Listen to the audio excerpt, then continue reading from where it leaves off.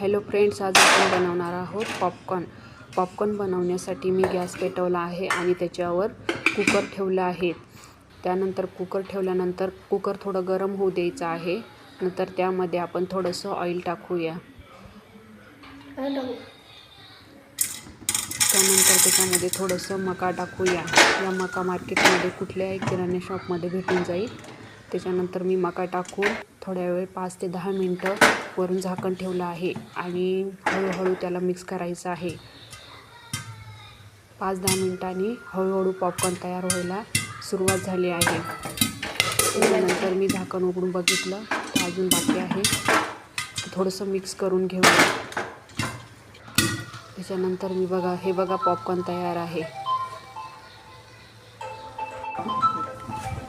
तर मी आता एका कटोऱ्यामध्ये काढून घेऊया। हे बघा मी दुसरे पण टाकले होते त्यामध्ये। ते बघा किती भारी पॉपकॉर्न तयार झाले आहेत। तर आपण एका कटोऱ्यामध्ये हे पॉपकॉर्न काढून घेऊया। तर गरमागरम पॉपकॉर्न खाण्यासाठी तयार आहे। तुम्हाला ही रेसिपी आवडली असेल तर लाईक करा, सबस्क्राईब करा आणि शेअर करायला विसरू नका।